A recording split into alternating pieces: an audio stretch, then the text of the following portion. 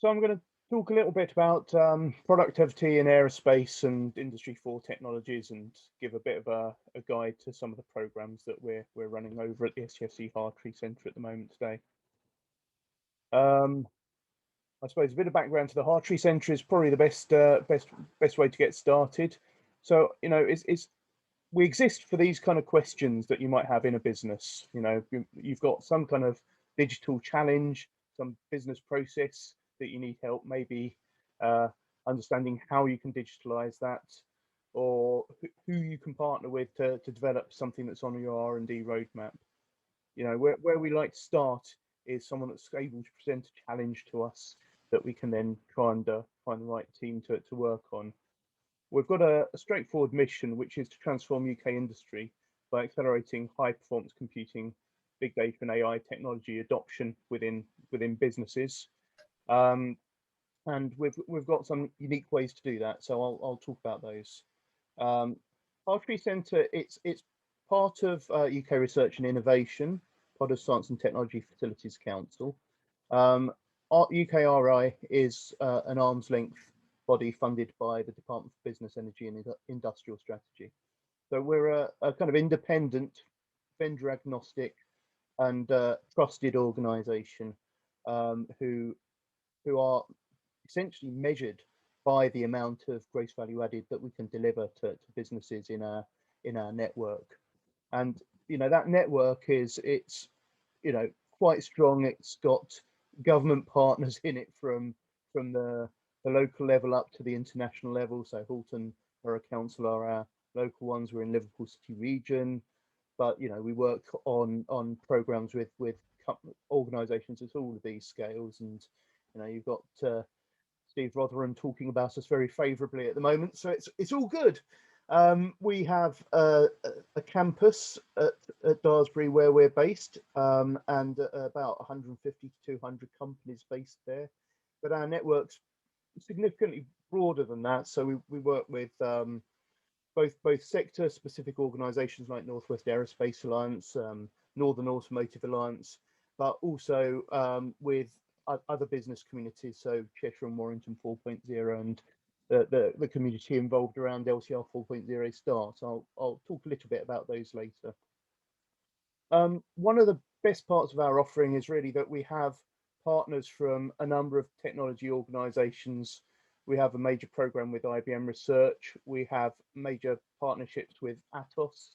We have both Virtual Engineering Centre from Liverpool University and IBM co-located in our building with us. And one of the programs I'm going to talk to you about today is a partnership with Atos and Siemens called the Industrial Digitalisation Accelerator.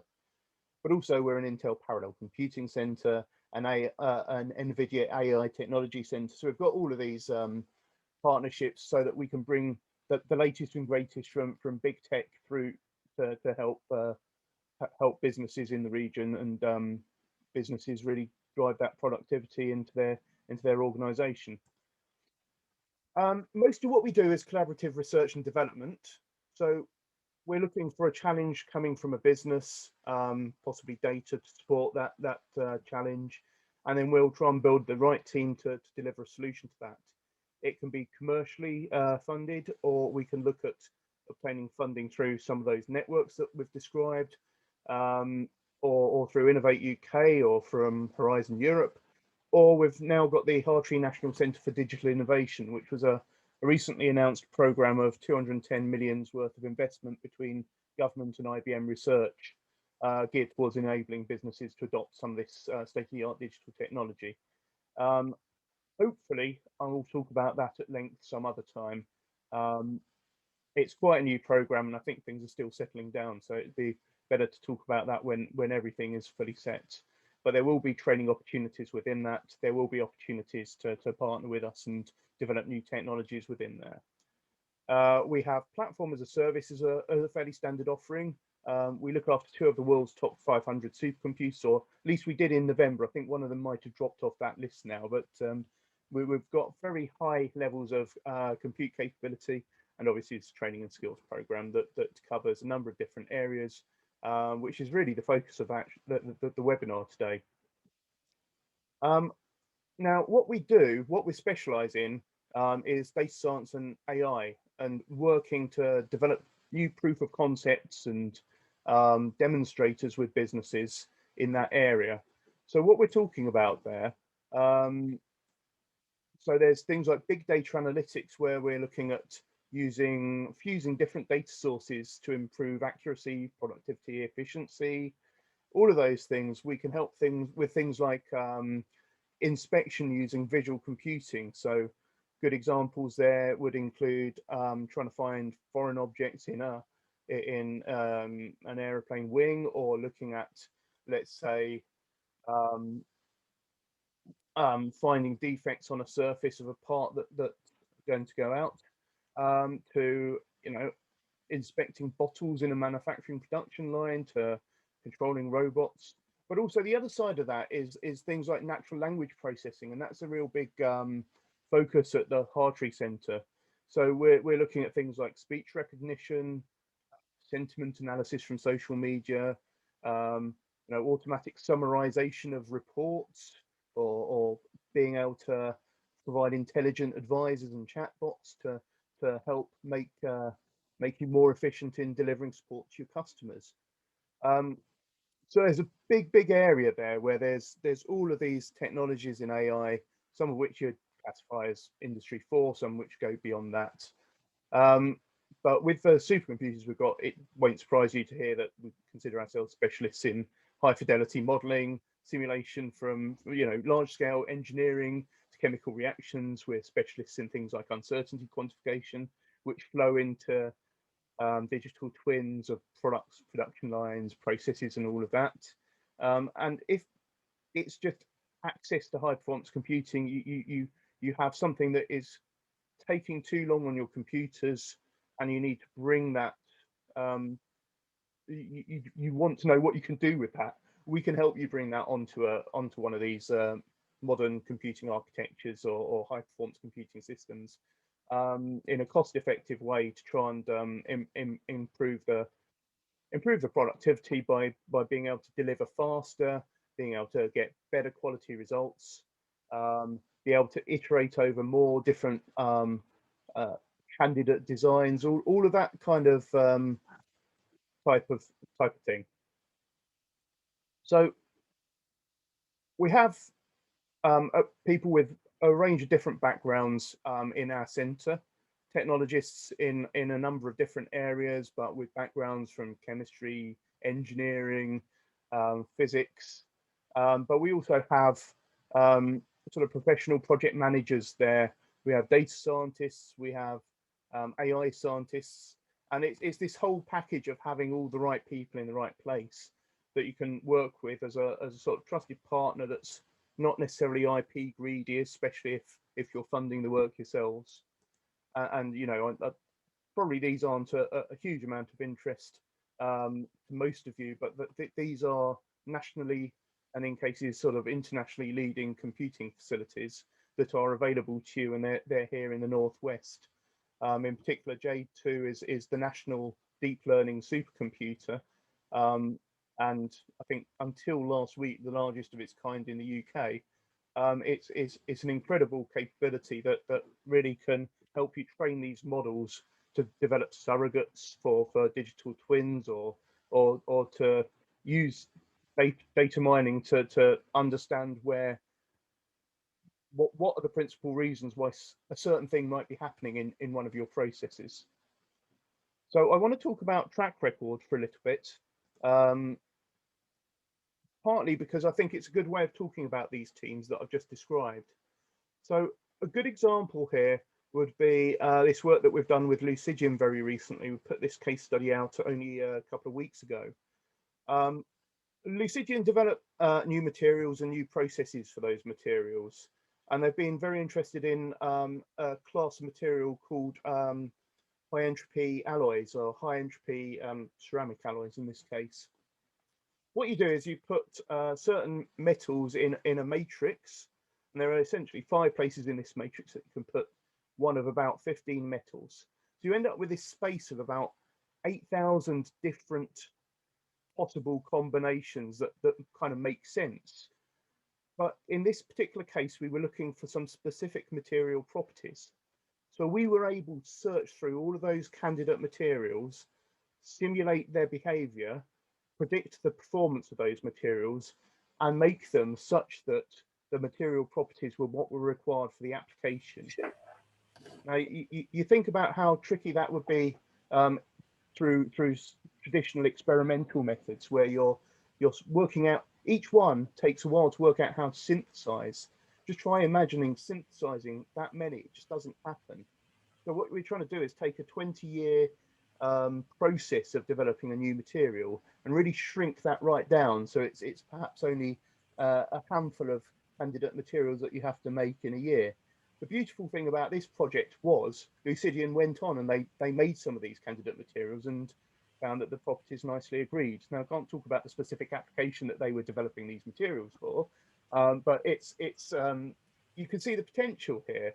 You know, other companies that our materials and chemistry team have worked with include Acal Energy, who wanted to filter down the number of likely candidate materials they'd use for their new fuel cell catalyst. We do stuff with Infineum on controlling crystallization in diesels, and I think as in the aerospace sector, we're going to find a lot of work going on with sustainable aviation fuels in the near future, and being able to formulate those so they're as good as can be, as good as the traditional fuels, I think is going to be very important. Most of that team's work, though, I think is still fair to say is with sort of fast-moving consumer goods companies like Unilever and so on, really pushing that forward. Just to give an example of what our AI people do, we were approached by Waitmans, who are, some of you will know, a legal company in the area, quite a large one as well. They came to us with a challenge that you know, their adversaries, their other you know, companies representing other people were you know, there's a tradition of slowing down the process sometimes by requesting a bunch of documents that first your legal company will have to redact all of them before they can send them across, and that's a very labor intensive process. So what we've done here is work with Waitmans to find a way of automating that process, so it's much quicker. Most of the redaction is done automatically, and that kind of knowledge engineering and specific natural language processing, it's a different thing to what you can get on cloud services. There's natural language processing there, but there's a difference in the kind of quality that needs to be made depending on the outcome. So what you get with us is an ability to talk through all of the different types of approach that you can use in that space, so that you get something that's right for the challenge that you might have. The high performance software engineering team that we have, you know, I think this is a very classic aerospace example. Rolls-Royce have a simulation software that they use for designing their engines internally. They develop that themselves. They don't let it out to the outside world. But we were able to work with them and look at the performance of it and look at the structure of that software and how it was able to use the modern architectures. And working with them, we were able to get 20 to 40% speed improvement in that. And you can just imagine that that translates quickly into, you know, more candidate designs being put through, and hopefully into a final result which is better. You know, and that I appreciate that's a very large company, and not everyone's at that scale, but we're also working with an SME from the Birmingham area on you know, heat exchangers for much smaller engines that might end up as range extenders on drones, for example. And again, just helping them adopt that high performance computing technology should give them the ability to solve, understand the behavior of structures that are too complicated for computing in-house. But it's really enabling them to do something that just wouldn't be possible otherwise. I've got two more groups to mention here.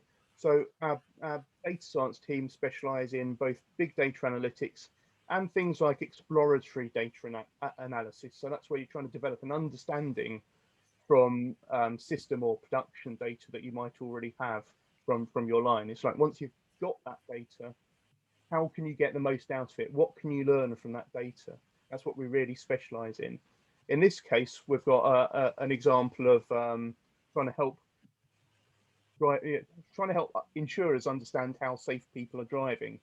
And of course, what they had was a dashboard mounted camera, a sensor array, but driving depends on a lot of things, and it certainly depends on the conditions outside.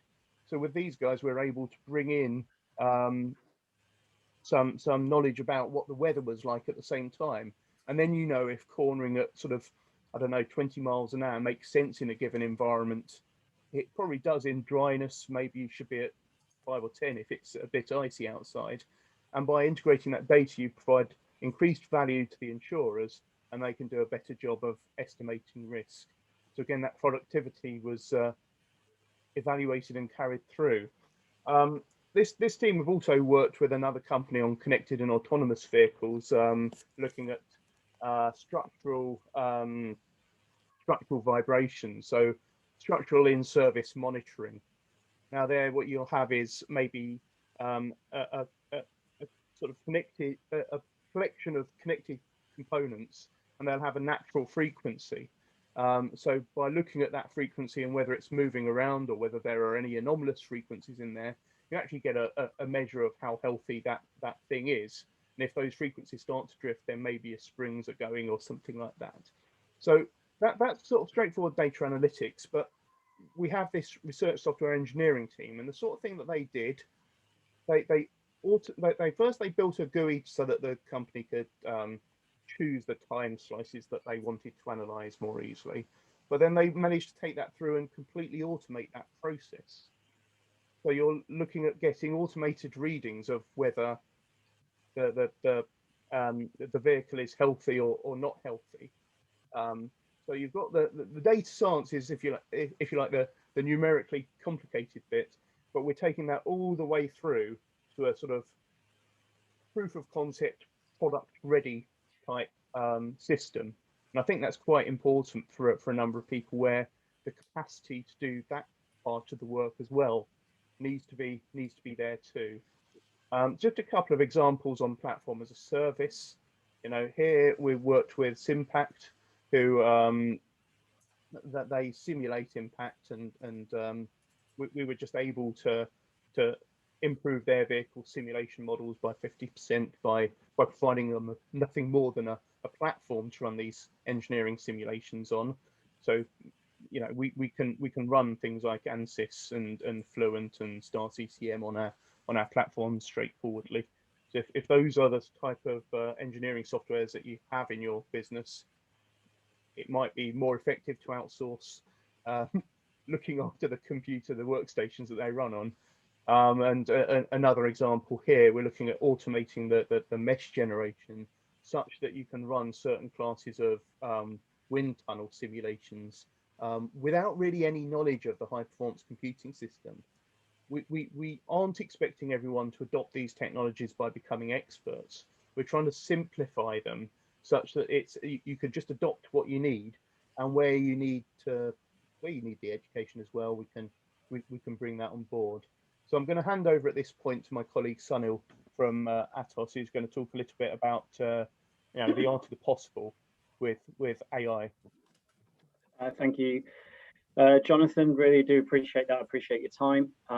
So as you can see on the screen, we work very closely with STFC Hartree Centre. We really value the collaboration and some of the projects that we've worked on. We have actively deployed and worked with the Hartree Centre on some of the supercomputers and AI as a service, as Jonathan has mentioned earlier. And some of the use cases, as you've seen, have been quite fascinating. What I'd like to do is take you through some of the slides, which is a relatively new initiative, 2 weeks in, that Atos has put together. This is 2 years in the making. It's an initiative within AI. And I wanted to take you through the key aspects of this, how we really approach our go-to-market strategy through the focus of artificial intelligence. And as you can see on the screen, we actively work with customers within high-performance compute. Jonathan mentioned a couple of examples which complement this, and we're also seeing a convergence here from HPC to AI, in addition to customers actively coming to us for AI use cases and scenarios. So one of the examples mentioned earlier was legal, and there's a few more examples in the next few slides that you'll see. Now, in addition to that, there's aspects of quantum that we will be working with. Now, what you will see on the slide right now is, as we all know, within our respective industries, there is an absolute exponential growth of data. And along with that growth of data, we've started to see a lot of movement on deep learning models, training models. Jonathan mentioned digital twin earlier in terms of being able to replicate applications of training and then implement them into industry. And now, on the next few slides, you're going to actually see exactly what we're doing and why.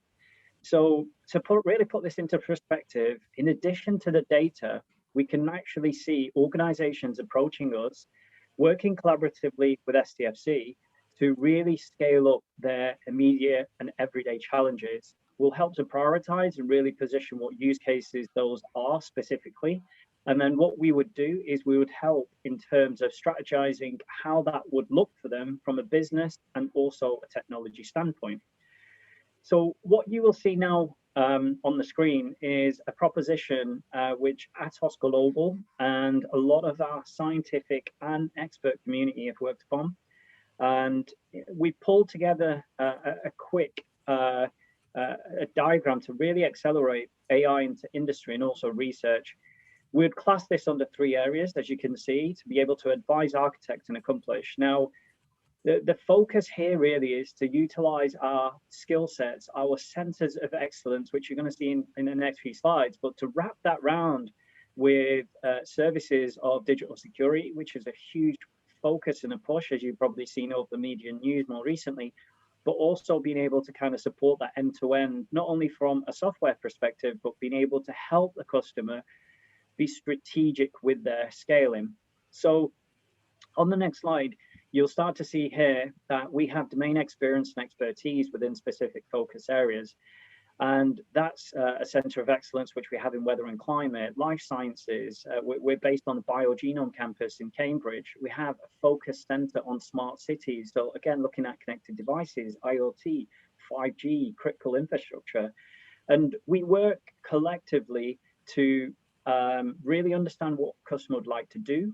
And from there, how we can really help them scale, but also bring a level of maturity to the applications. Now, we do this similar to STFC. We have a lot of joint partnerships with technology vendors, some of which you can see on the screen, and I'll be delving further in the next few slides.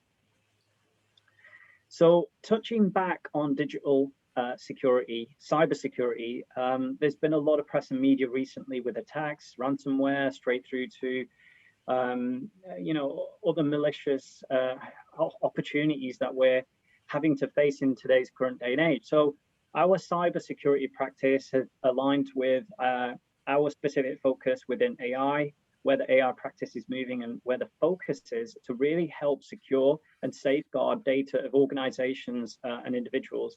And we do that by a lot of the products and services that we have internally, along with our ability to be able to do analysis at the initial outset of customer engagement and being able to kind of understand what they'd like to do and really help support and guide that journey. So what you will see on the screen here is, and again, this builds on some of the work that Jonathan's just mentioned on Jade 2. So again, a large supercompute facility for elements of HPC, AI, more specifically deep learning, in collaboration with a number of centres. The one Jonathan referred to there was Oxford University with the Alan Turing Institute and 22 universities around the UK, which we collaborate with. So for example, if there is a university who has a specialism within oceanography using machine learning, we would work with those researchers to be able to kind of cross-replicate and collaborate and knowledge share on best practices from business and technical standpoints.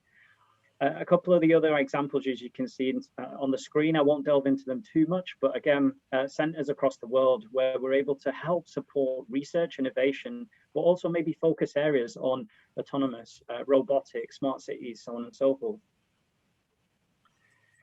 So One of the key areas in industry that we focused on, and especially being based in the UK, is some of you may be aware of an AI company based in Bristol, which is called GraphCore. Now, GraphCore have basically pulled together what is known as an IPU. It's an intelligent processing unit, really, to help process AI in simple terms. So again, you know, we're collaborating with disruptors in the market, in addition to our existing vendors, which we value, but also looking at where markets are moving and opening an offering which is conducive to an open marketplace. And again, this ties in with government requirements across UK and Europe to help support exascale compute. So on the next slide, it touches back on the wraparound services which we offer. Now, this is more specific to do with software. So in addition to our services which we offer, Atos work very closely with customers, partners, to be able to understand exactly how we architecture models, how we understand workflows, how we orchestrate and work with customers for their specific use cases. Simulation was touched on. So Johnny mentioned a couple of use cases, more specifically around quality inspection. So where we have collaborated in aerospace specifically for this is more around assembly compliance. Materials and cosmetics are a big area for us. We've done some significant work within 3D scanning, surface defects, as mentioned earlier, but also being able to kind of understand foreign object detection, or maybe looking at elements of glazing. So there's a number of use cases here that we work with our software teams to be able to kind of help support specific use cases into customer industry. And the next few slides, again, these are high level. I wanted to help there are use cases we've actively worked into industry. We have examples to be able to provide customers. Here we can see one in weather and climate, where we're able to help support, but also really strategize where this customer would want to go moving forward. So again, we see the essential need to help develop design, but also be able to take that customer on the journey, but support them through that journey strategic to their needs. Now, on the next slide, you'll start to see a different set of examples.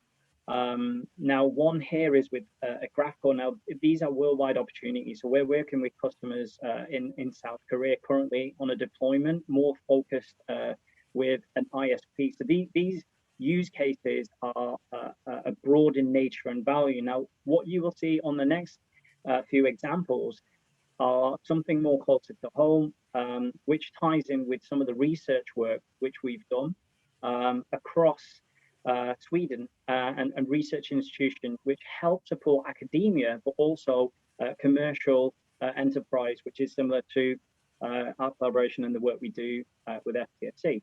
And I think one of the last examples which you'll see on these slides are how we're helping to support applications into industry through a different means.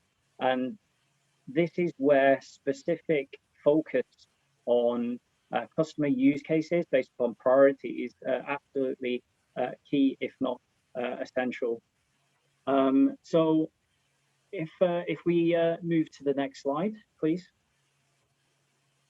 Really, it's a case of just really wanted to implement a seed of thought on the possible, some of the use cases, the benefits, how we offer end-to-end service and deployment, where we've been successful with customer use case and stories, but really to openly understand and maybe at a certain point, either on the call or later, interested in understand where we can support aerospace and really help drive innovation together collectively. So I just wanted to say thank you and to hand back to Johnny.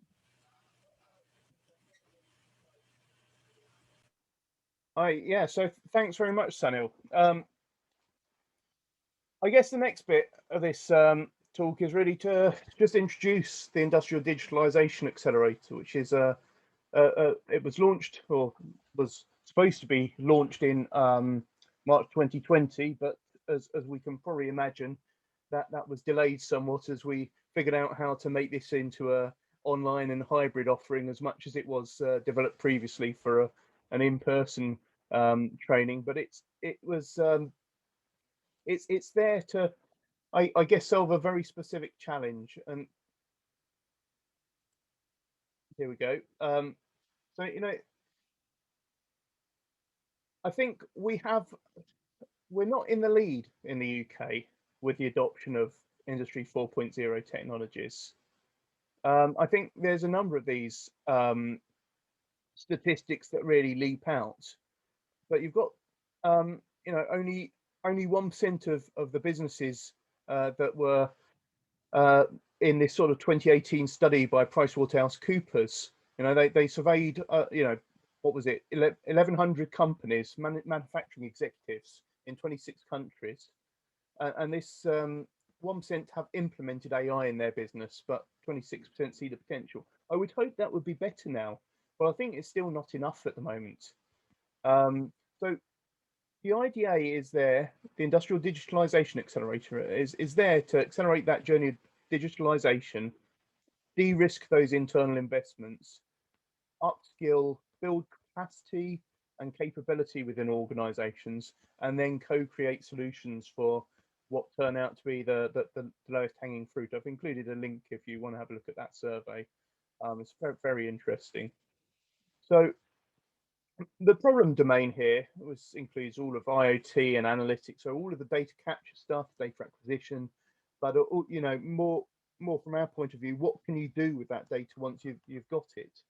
It's really complex and hard to define the benefit before you set out on a journey. So what we've tried to set up is a practical collaborative space where we can work together and drive forward the exploration and integration of those types of technology. So we think this is quite unique because we've got the computing and integration expertise from Atos and from Hartree Centre, where we've got our capabilities in data engineering, in the domain science in engineering as well, but also these platforms and the you know, the high performance computing and the quantum learning machine are Atos systems as well. So we also have Siemens and you know, access to MindSphere licenses so that people can play with that technology, learn what it's capable of, and try and build some proof of concept use cases.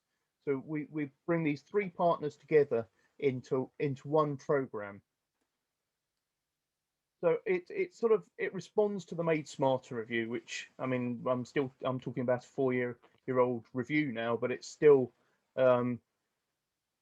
very relevant, and it's particularly relevant to, you know, the aerospace supply chain in the UK, because we're trying to create that thriving high value manufacturing environment and build these demonstrators and, you know, make sure that these technologies are accessible, and just catch up with those other developed economies that we're trying to lead. So, no, the potential was identified as, you know, 450 billion in 10 years. That was before the pandemic. It was before we had quite the same net zero agenda. So you think that's not going to, I don't imagine that will have decreased in any way now. So it's a potential resource that can be tapped into either as a sort of paid for program, or we are looking at ways that you can tap into it through some of the other programs that we have available. And I will talk about funding a little bit at the end. So there's 6 modules in the Industrial Digitalisation Accelerator. There's an introductory module where you get a bit of essential training. You might be able to do a bit of exploration of some of the challenges that you've identified previously. We have a module on data preparation and collection. So understanding, well, I'll talk about all of these in turn actually. So data analysis and systems integration, cloud applications, exploring digital tools and technologies, application development and deployment.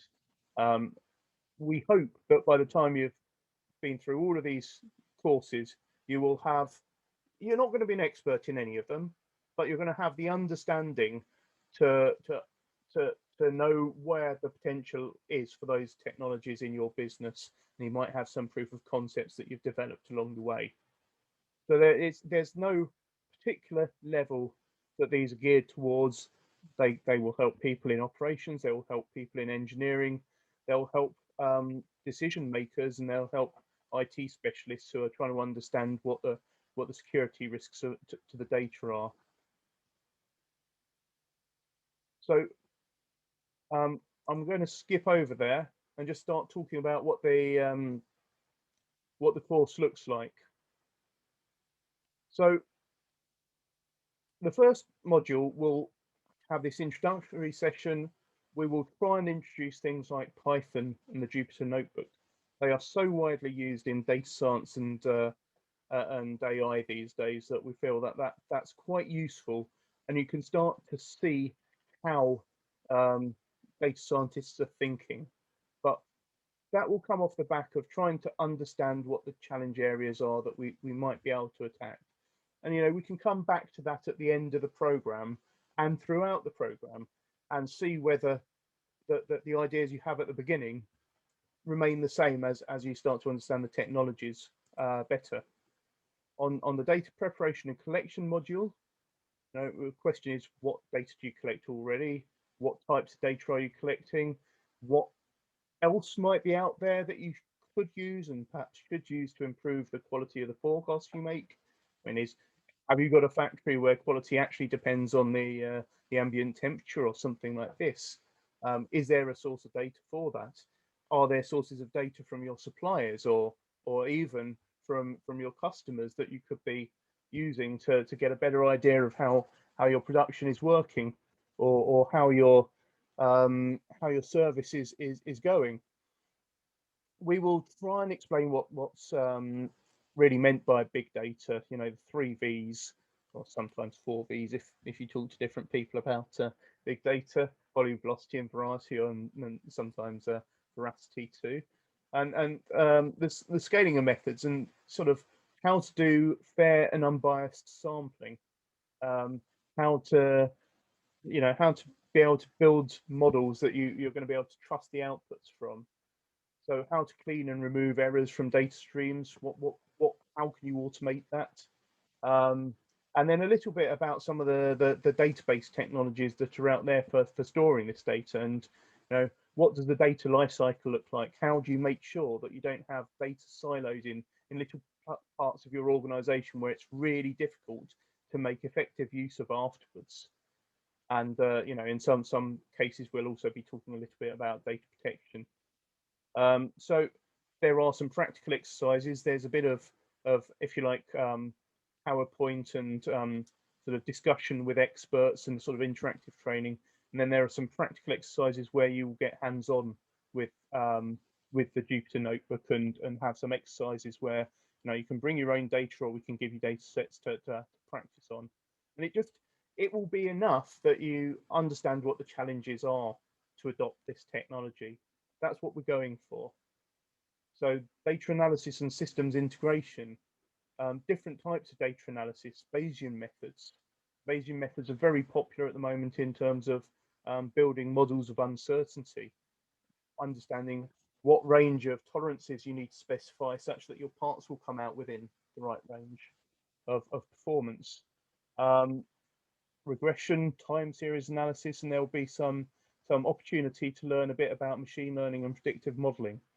What are the different methods, and when should you use these different methods?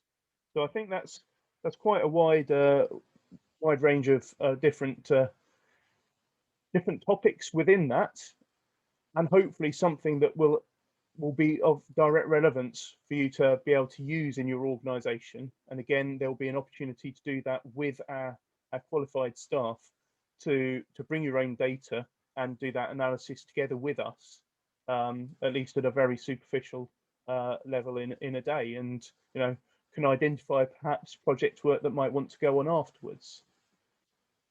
The fourth module is around cloud. You know, I think hybrid public and private clouds is happening. It's happening for all of us. We would like you to get a good understanding of You know, what are the financial benefits of using it? What are the financial disadvantages of using it? You know, there are issues with, for example, how much data you're going to be trying to flow between your own site and the cloud, how secure it is, how do you use some of the tools that are already there. So a number of providers, Azure, Google Cloud, Amazon Web Services, they have a number of facilities within them, what they'll call a technology stack that's ready to go. So understanding what's out there, what you could get, what you could do with very limited development effort from your own staff, I think that's highly relevant. And then you have a little bit on continuous delivery and continuous integration. So understanding the methods used by software developers to make sure that they build high quality software. What can you do to ensure that the software life cycle is well maintained? So then we go on to what we call digital tools and technologies. So this is where we're looking at edge computing, Internet of Things, and we'll introduce Siemens MindSphere at this point, as it's you know, it is an option to get started with Internet of Things quickly and securely. It's starting to see a number of machines that are available now that have MindSphere built into them, or other ones where it's fairly straightforward to fit a MindSphere connectivity to them. So we'll start talking through what are the underlying technologies, so you can understand what MindSphere technology is doing, and you know, where are the opportunities for it? What kind of dashboarding? You know, quality dashboarding, is that what you want to do? What are the use cases that make sense with this kind of technology? We'll also talk about blockchain and distributed ledger technology in this module, so that you get an idea for how you might securely share data up and down your supply chain. And the final module is this kind of wrap up session where we are looking at how to maintain momentum. What are the things that you've looked at during the previous 5 sessions are things that you are going to try and adopt?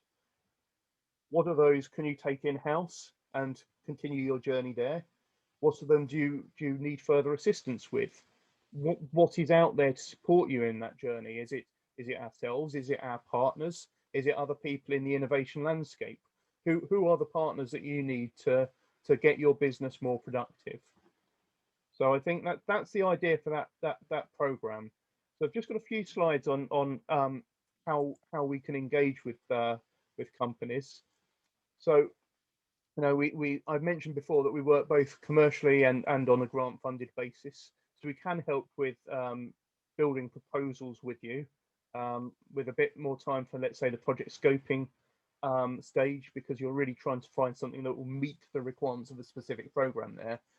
The disadvantage with grant funded approach is always that there's no guarantee that you win that funding, and you then sometimes end up having spent the time preparing the application only to come out without anything. But you know, working with us, we think we can minimize that likelihood for you if we've identified the right route forward.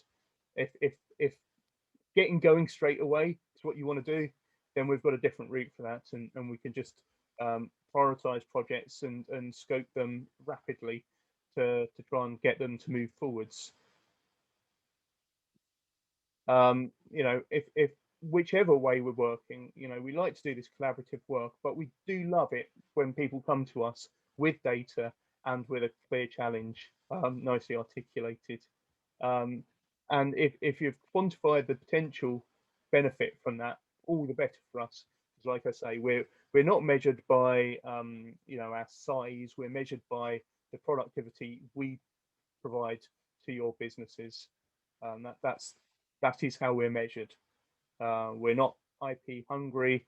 We maintain our freedom to operate. So we're a friendly organisation from that point of view. We want you to have the IP you need to take forward in your organisation. So I want to mention just a couple of programs that we have running at the moment. So LTR 4 Start supports companies in the Liverpool City region, as you might imagine from the name. It supports SMEs. It's fully funded, so you don't have to find any cash matched funding or in-kind contributions yourself. It does include only 12 hours of project work, but it does give a lightweight access to some of the technical experts, either in the Hartree Centre or in our central technology hub, where we have various rapid prototyping and 3D printing and VR capabilities as well. You can also use this to work with a number of other partners who you'll see listed across the bottom of the slide there. And if you're interested in this, I would urge you to contact Georgina Leck, who's on the call with us, and have a look at the information on the slide there. So if you do lcr4.uk, you should get through to the right place. A similar program for local businesses is Cheshire and Warrington 4.0. And again, the focus of this is adopting those 4.0 technologies, industry 4.0 technologies, for companies in Cheshire and Warrington. So the requirement again, you want to be an SME, you want to be having a Cheshire or Warrington postcode. We will check, but other than that, these are perhaps slightly larger assists, so they're perhaps more funding available.